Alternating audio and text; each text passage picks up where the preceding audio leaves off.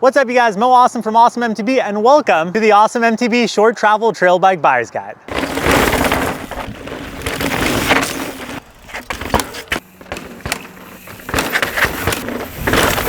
This might be one of the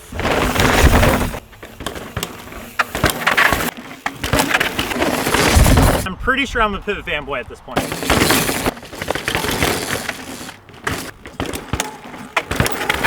This might be one of the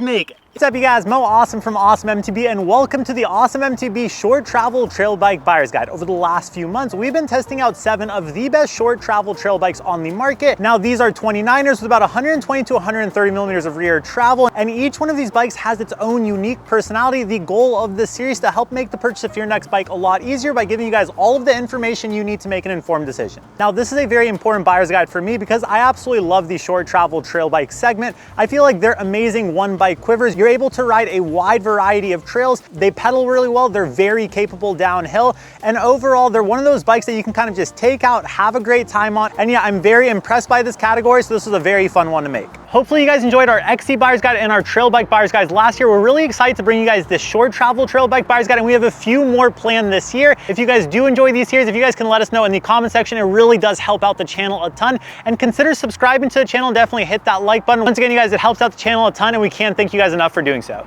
Now, a few things we're going to be covering throughout this series. We're going to be talking about what was the best short travel trail bike in our opinion. We're going to talk about what was the best climber, what was the best descender, which bike was most fun. We're also going to touch on what suspension platform we feel like was the best out of the test. We have CBF, we have Zero, we have Giddyup, 2 different iterations of DW Link, as well as a few other things like where do we think geo numbers should be, because each one of these bikes actually has a somewhat unique personality in terms of geo. Some have slacker head angles, some have steeper, some have high BBs, low BBs, and combine that with the geo as well as the builds. We're really excited to break all of this down for you guys and tell you guys what we think is going to make the perfect short travel trail bike. Now there is a little bit of an elephant in the room. As you guys can tell, the Revel Rascal is in this test. During the shootout, we actually got word that they would be closing down operations. That is very unfortunate because that is actually an insanely fun bike. We'll touch on that later on, but those guys were also amazing people. We got a chance to know that company more this year, and that was definitely very unfortunate news to hear. Now another big part of the shootout is going to be components, because we have a lot of different suspension on here, a lot of different brakes, a lot of different build kits. We have some parts that we absolutely love. We also have some parts that we feel like we don't want to see on a trail bike in the future. And once again, the biggest goal of this buyer's guide is to give you guys as much information possible to make an informed decision on your next trail bike. Now, before we introduce what bikes are in this test, I do want to give a huge thank you to the supporters of this series. First off, we have to thank Tailwind Nutrition for making the best nutrition in the game. We also want to thank Feedback Sports for making the best repair stands as well as tools and these cool bike stands. As you guys can tell, we did a little bit of mathematical error and we're missing one. However, their tools, their repair stands, and their bike stands are amazing. We can't recommend them enough. We also want to thank Pit Viper for making the best and most stylish sunglasses on the market. And most importantly, we want to thank the sponsor of this series, and this company really helped make this possible, and that is Bicycle. Let's face it, you guys, buying and selling used bikes is insanely tough right now, which is why we're stoked to partner up with Bicycle. If you didn't know, Bicycle is one of the largest online marketplaces where you can go to buy or sell pre-owned bikes. They have more than 30,000 listings on their site, and the best part about it is that the process is insanely easy both for buyers and sellers. Are you in the market for a used bike? No more sketchy meetups at random places. They make the buying process quick, simple, and most importantly, safe. With a no-hassle return policy, if the bike you buy isn't exactly what was shown on the listing, they will take care of you. Plus, get fast and safe payments without having to deal with strangers. Want to sell your used bike? They make the posting process super quick and simple, even helping you come up with a price for a used bike and then sending everything you need to pack and ship the bike up when it sells, as well as a shipping label. Yes, you heard that correctly. They take care of everything for you, including sending you a shipping box, getting you a shipping label, and even scheduling a pickup with your local delivery service. It really is the easiest way to sell your used bikes. Recently, they also added a component section to the website, so now you can sell any old bike parts you have that have been lying around or pick up some gear for yourself and save a ton of money. Once again, you guys, there's never been an easier way to buy or sell used bikes. Now, we all have a bike that's been lying around. We've been meaning to sell it. The cool thing is Bicycle is actually gonna be waiving 100% of the selling fees during the duration of this buyer's guide. Don't worry if you're here in the future, they still take care of friends of the channel. So be sure to check out the link in the description. Huge thank you to Bicycle for being an amazing platform to buy and sell used bikes. And with that being said, let's get back into the series. Once again, you guys, we can't thank Bicycle enough. Sponsors like that really help make these projects possible. This project was about 2 to 3 months months in the making. So yeah, huge thank you to Bicycle. And once again, throughout this series, they're gonna waive 100% of the selling fees if you list one of your bikes. So if you have a bike that you've been meaning to try to sell, I highly recommend using Bicycle to list it. And if you're here in the future, they do still take care of friends of the channel, so be sure to check out that link. Now, with all of that out of the way, let's introduce the bikes. The first bike we have is the Transition Smuggler. Coming in from Bellingham, Washington, the Transition Smuggler has 140 millimeters of front travel, 130 millimeters of rear travel, and Transition's own Giddy Up suspension.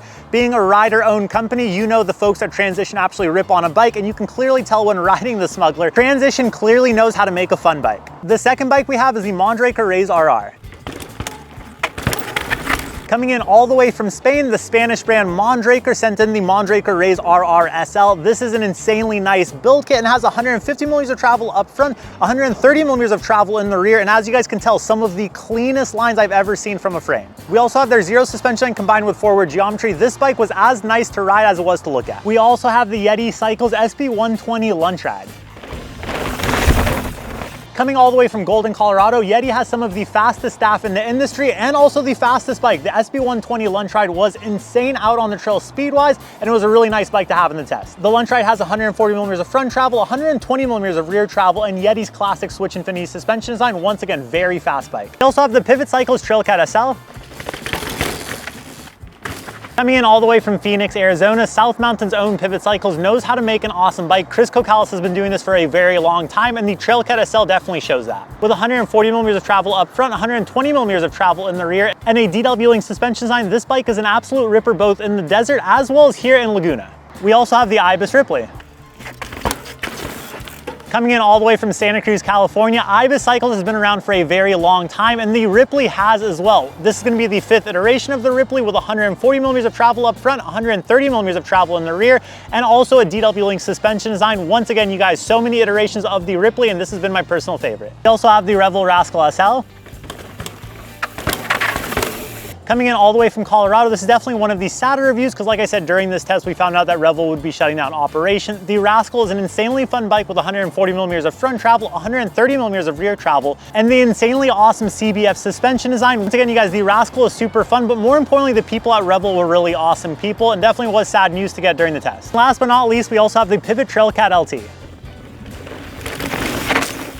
Once again, you guys, Pivot Cycles is an amazing brand from Phoenix, Arizona, and similar to the Trailcat SL, this is intended to be a more shorter travel option. However, the LT just has a little bit more travel in the SL. So 135 millimeters of rear travel, 150 millimeters of travel up front, a classic DW Link suspension design, and the same frame as the SL. It'll be interesting to compare this to that. I feel like a lot of people have those questions. So those are the bikes in the short travel trail bike test. Now, over the next few days, we're gonna be going over each one of these bikes, giving you guys a dedicated review of them. At the end of this series, we're gonna have a conclusion video where we're gonna basically compare all of the bikes to each other.